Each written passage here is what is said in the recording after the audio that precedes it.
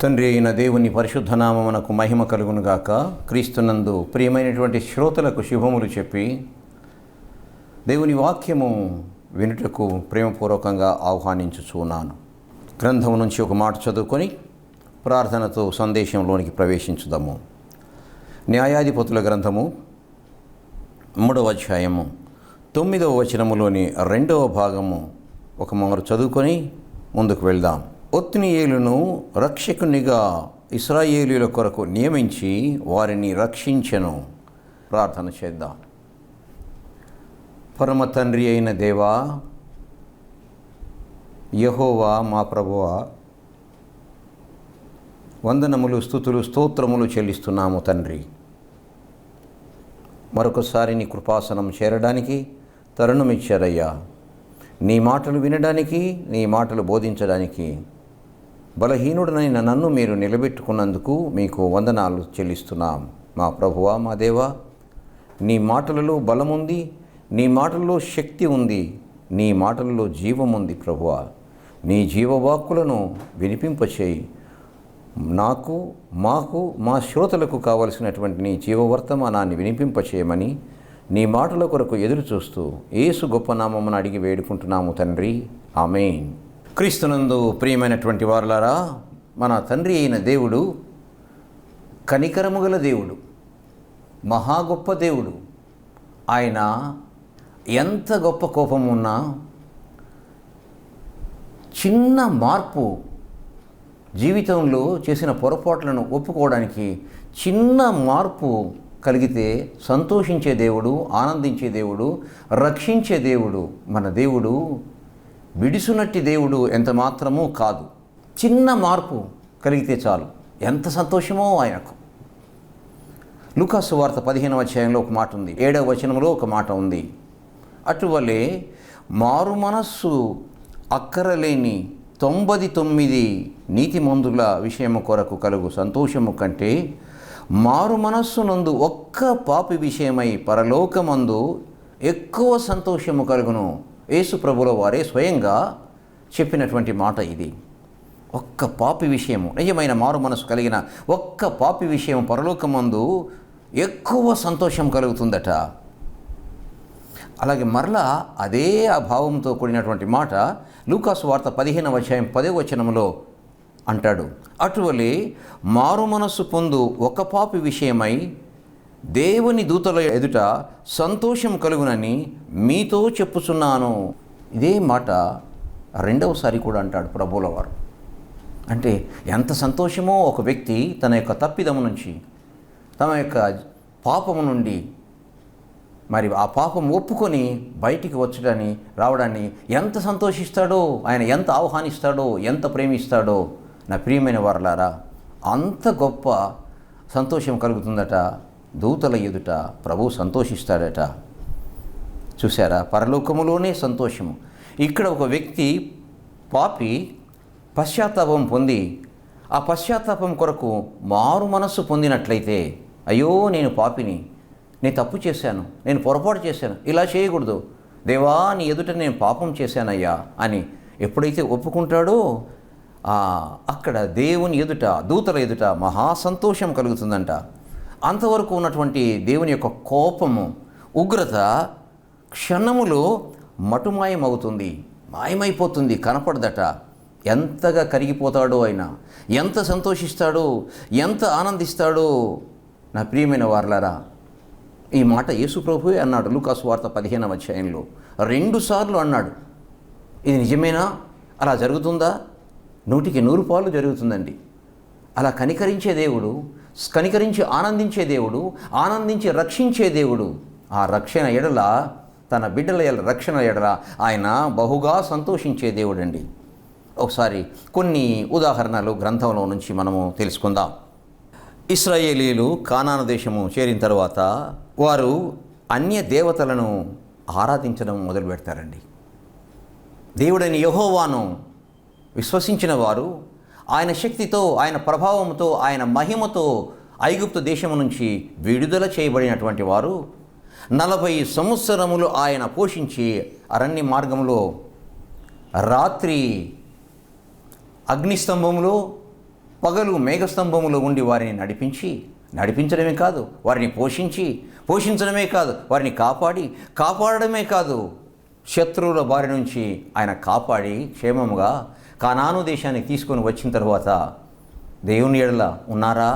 కృతజ్ఞత కలిగి ఉన్నారా? లేరండి. చూద్దాం ఒకసారి. న్యాయాధిపతుల గ్రంథము 3వ అధ్యాయము 5వ వచనము నుండి కొన్ని మాటలు చదువుకొని, మరి ఏం తప్పు చేశారు, ఎలా దేవునికి దూరం అయ్యారు, ఎలా మొరపెట్టారు, ఎలా మార్పు చెందారు, ఆ మార్పు ఎడల ఆయన ఎంత సంతోషించి వారిని రక్షించాడో ఓ చిన్న ఉదాహరణ చూద్దాం.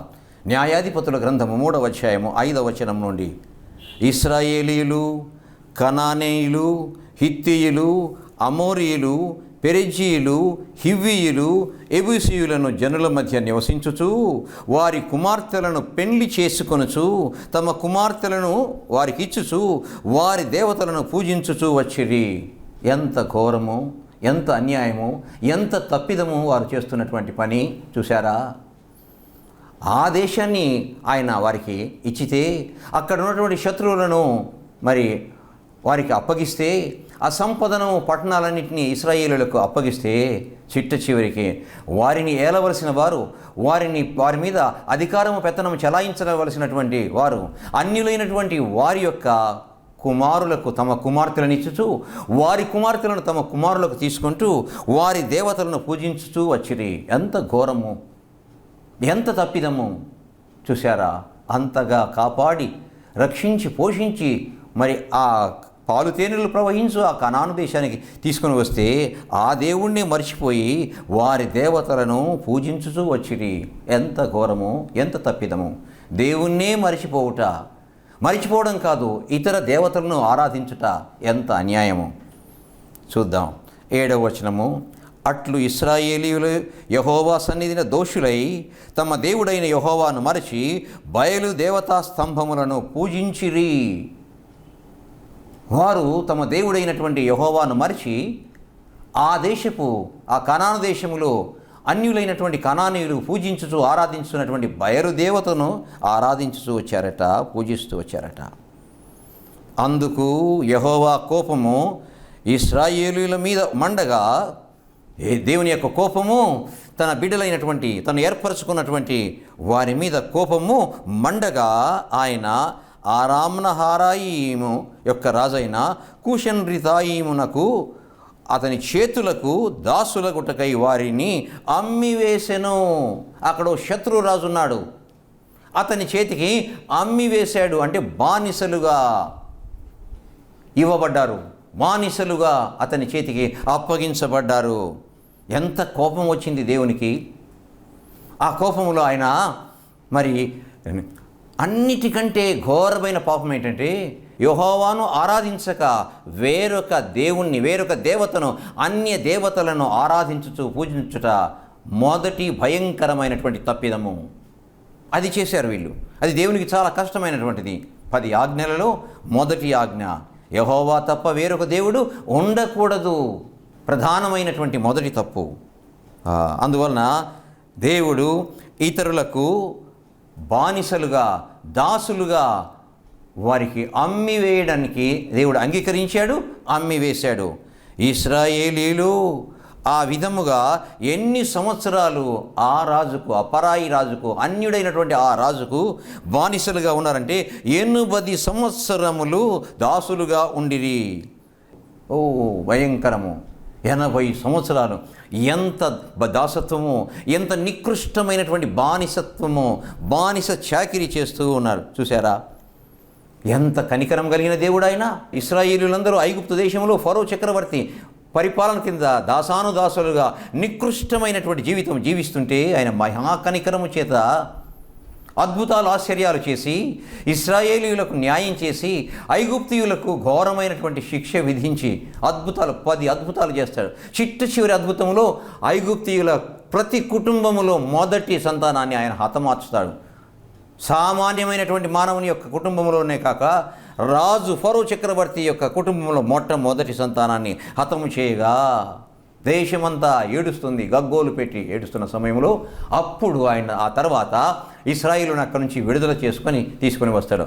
అంత గొప్ప శక్తి కలిగిన దేవుడు, గొప్ప మహాత్యం కలిగినటువంటి దేవుడు వీరిని పోషిస్తూ, రక్షిస్తూ, కాపాడుతూ కనాను దేశానికి తీసుకొని వస్తే, పాలు తేనెలు ప్రవహించు ఆ కనాను దేశాన్ని అప్పగిస్తే, వీరు చేసినటువంటి పని ఏంటంటే ఆ దేవుణ్ణి మరిచిపోయి ఆ దేశపు దేవత అయినటువంటి బయలు దేవతను ఆరాధించుస్తే, అందువలన దేవునికి ఉగ్రత, కోపం వచ్చేసి 80 సంవత్సరములు దాసులుగా ఉండడానికి అన్యుడైన ఒక రాజు చేతికి అప్పగిస్తాడు.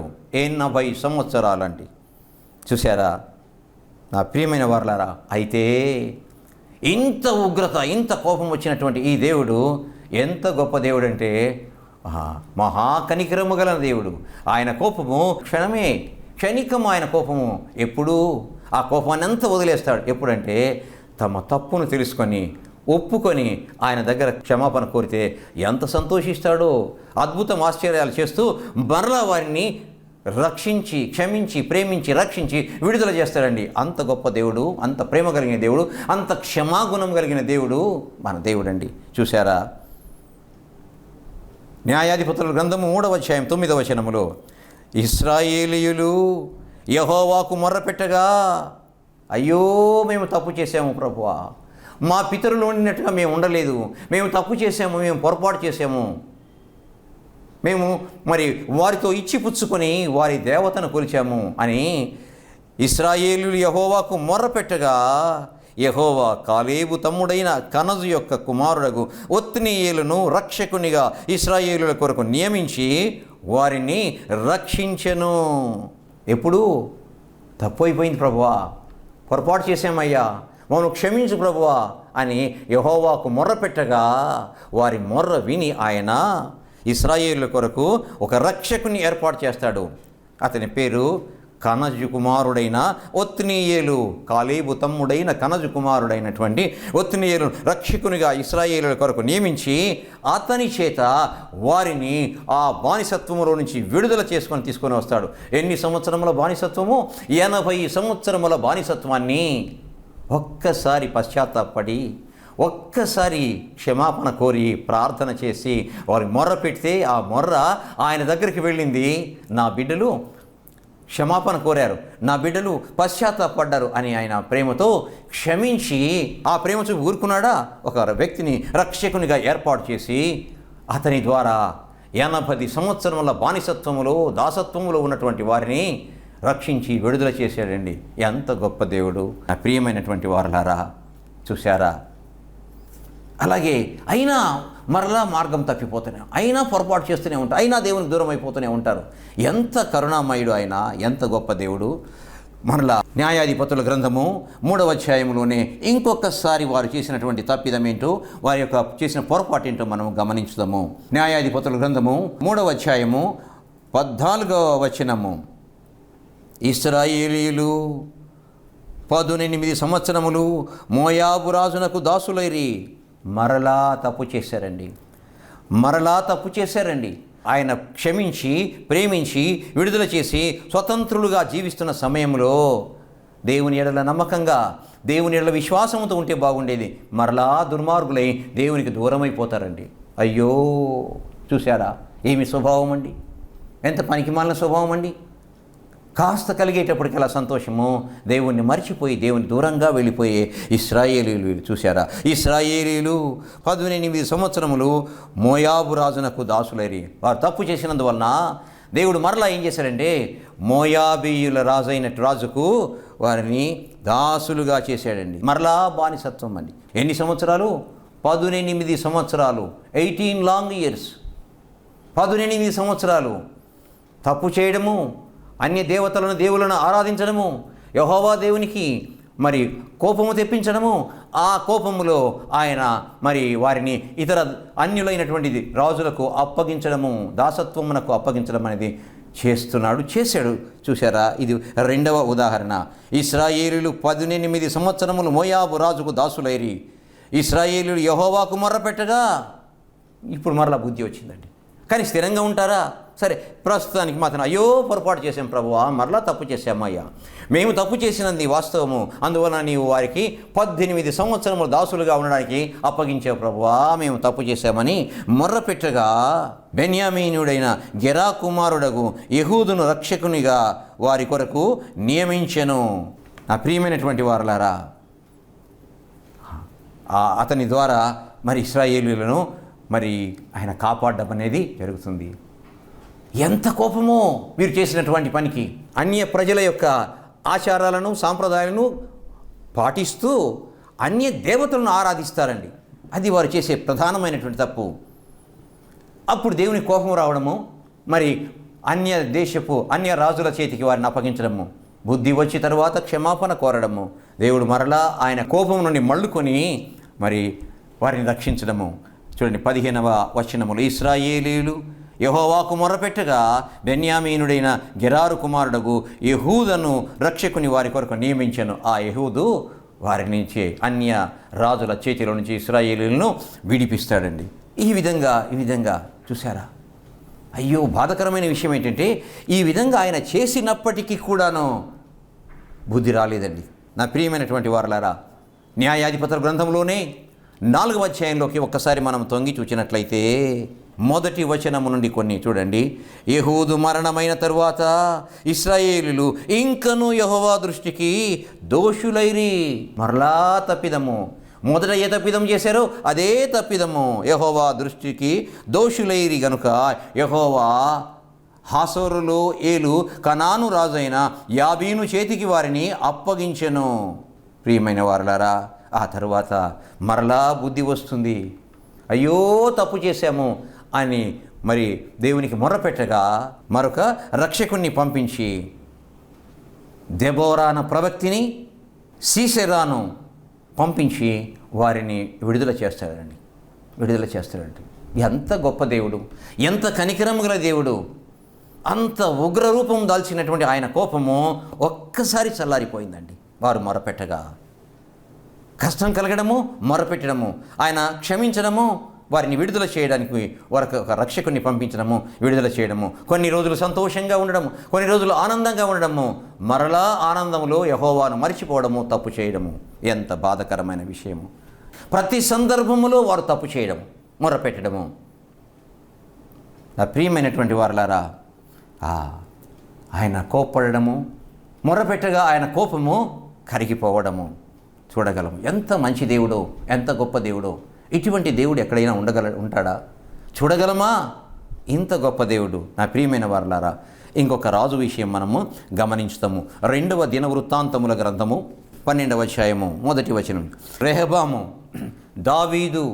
దావీదు కుమారుడు సొలొమోను కుమారుడు రెహబాము.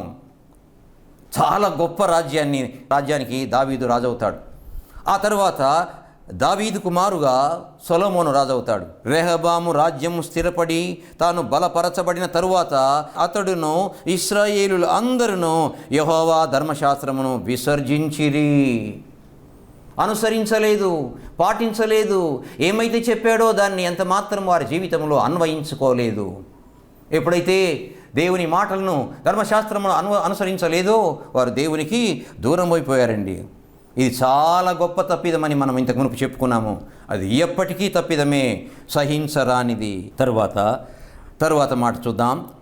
వారు యెహోవా ఎడల ద్రోహము చేసినందున, దేవుని మాటలు వినకపోతే దేవుని ఎడల ద్రోహము చేసినటువంటి వారు అవుతారు. రాజైన రెహబాము యొక్క 5వ సంవత్సరమందు ఐగుప్తు రాజైన షీషకు అప్పగిస్తాడు. ఐగుప్తు రాజైనటువంటి షీషకు చేతికి ఈ రెహబామును అప్పగిస్తాడండి. ఎంత గొప్ప దేవుడు అంటే చూడండి. ఆ న్యాయాధిపతుల గ్రంథములో ఇశ్రాయేలు ఏ విధమైన తప్పు చేశారో అదే విధమైన తప్పు రెహబాము కూడా చేశాడండి. గొప్ప రాజు. అంతేకాదు, ఒక గొప్ప రాజు యొక్క కుమారుడండి, ఒక గొప్ప రాజు యొక్క మనుమడండి. దావీదు యొక్క మనుమడు, సొలొమోను యొక్క కుమారుడు, ప్రపంచ ప్రఖ్యాతి చెందినటువంటి జ్ఞానం కలిగినటువంటి సొలొమోను యొక్క కుమారుడు చివరికి యెహోవా ఎడల ద్రోహము చేసినందున రెహబామును ఐగుప్తు రాజుకు అప్పగిస్తాడండి. జరిగింది ఏంటంటే, అయితే మన దేవుడు చూసారా, అదే స్వభావం ఆయన, అదే కనికరము, అదే ప్రేమ. 6వ వచనము, న్యాయాధిపతుల గ్రంథము 12వ అధ్యాయం 6వ వచనంలో, అప్పుడు ఇశ్రాయేలీయుల అధిపతులను రాజును తమ్ము తాము తగ్గించుకొని యెహోవా న్యాయస్థుడని ఒప్పుకొనిరి. అయ్యా, నువ్వు న్యాయస్థుడివి, న్యాయవంతుడివి, మాలో దోషం ఉంటుంది కానీ నీలో దోషం ఉండదు. మేము అనుభవిస్తున్నటువంటి ఈ శిక్ష మా తప్పిదం వలనే, నువ్వు న్యాయస్థుడవు అని ఒప్పుకొనిరి. తమ్మును తాము తగ్గించుకునుట యెహోవా చూచెను. అది కావాలండి. పశ్చాత్తాపడి తగ్గించుకొని పశ్చాత్తాపడి ఆయనకు మొర్రపెట్టినట్లయితే ఎలా ఉంటుంది ఆయన యొక్క ప్రతిచర్య? కనుక యెహోవా వాక్కు షెమయాకు ప్రత్యక్షమై ఇలాగు సెలవిచ్చెను, వారు తమ్మును తాము తగ్గించుకొనిరి కనుక నేను వారిని నాశనము చేయక షీషకు ద్వారా నా ఉగ్రతను యెరూషలేము మీదికి కుమ్మరింపక త్వరలోనే వారికి రక్షణ దయచేసేదను. వారు తగ్గించుకున్నారు, మొరపెట్టారు, ఒప్పుకున్నారు. కాబట్టి నేను వారికి రక్షణ కలుగచేసేదను. ఒక రక్షకుని పంపించి వారిని ఐగుప్తు రాజైన షీషకు నుండి విడుదల చేస్తాడండి దేవుడు. ఎంత గొప్ప దేవుడు అండి నా ప్రియమైన వారలారా. అక్కడ చూసాము, న్యాయాధిపతుల గ్రంథంలో 2 సార్లు చూసాము. ఒక రాజు, గొప్ప రాజు అయినటువంటి సొలొమోను కుమారుడైన రెహబాము జీవితంలో ఈ సంఘటన చూసాము. ఎంత కనికరమ గల దేవుడు, ఎంత గొప్ప దేవుడు నా ప్రియమైనటువంటి వారలారా.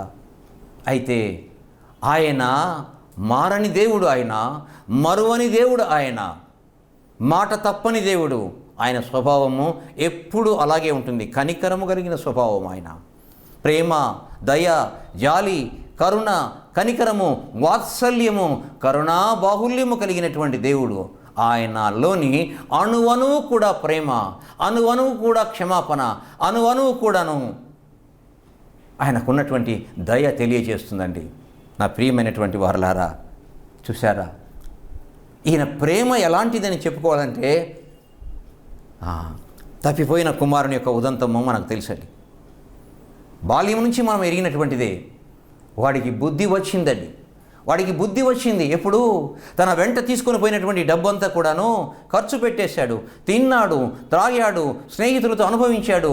అంతా అయిపోయింది. స్నేహితులు వెళ్ళిపోయారు, తినడానికి తిండి లేదు, ధరించను బట్ట లేదు, మరి చింపిరి జుట్టుతో, మాసిపోయినటువంటి దుస్తులతో, అంతేకాకుండా కడుపు ఆకలితో, ఎవరు ఆదరించని పరిస్థితిలో బుద్ధి వచ్చిందండి.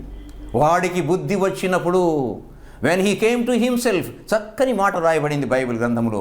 బుద్ధి వచ్చినప్పుడు అయ్యో నేను తప్పిదం చేశాను, అయ్యో నేను పొరపాటు చేశాను, అయ్యో నా తండ్రికి నేను దూరం అయిపోయాను, అయ్యో తండ్రి ప్రేమకు దూరం అయిపోయాను, నేను మరి అన్నిటిని పోగొట్టుకొని ఒంటరి వాడనయ్యాను, నన్ను ఆదరించేవాడు, నన్ను ప్రేమించేవాడు ఎవరూ లేరు అని చెప్పేసి బుద్ధి వచ్చింది. బుద్ధి వచ్చినప్పుడు వెళ్తాడండి. నా తండ్రి ఇంట అనేక మంది దాసులకు కడుపార భోజనం ఉంది, నాకైతే ఇక్కడ ఆహారం లేక నేను చచ్చిపోవచ్చున్నాను. నేను వెళ్తాను నా తండ్రి ఇంటికి, అడుగుతాను, ప్రార్థిస్తాను, కోరుతాను. ఏమని? తండ్రి, నీకును పరలోకపు తండ్రికి విరోధముగా నేను పాపం చేశానయ్యా.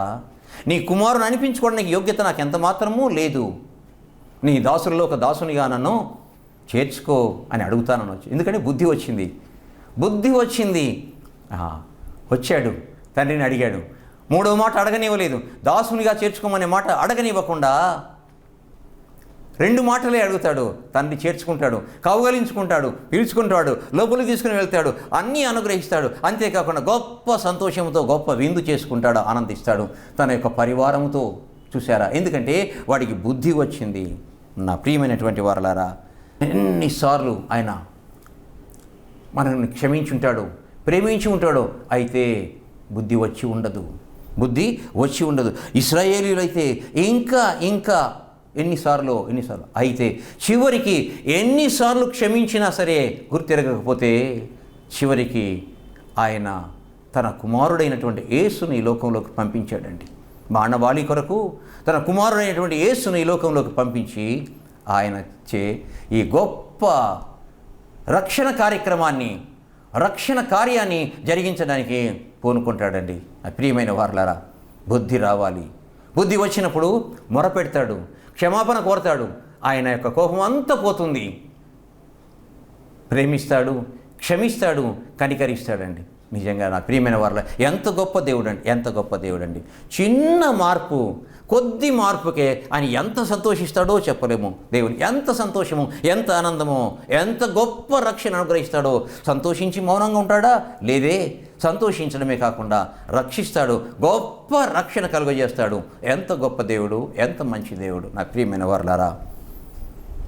అటువంటి మార్పు, అయితే ఆ మార్పు శాశ్వతంగా ఉండాలి. ఒకసారి మారిన తర్వాత, క్షమాపణ కోరుకున్న తర్వాత మరలా లోకం వైపు వెళ్ళకూడదు, అన్యుల వైపు వెళ్ళకూడదు, అన్యుల సాంప్రదాయాన్ని అనుసరించకూడదు, అన్య దేవతలకు మొక్కకూడదు.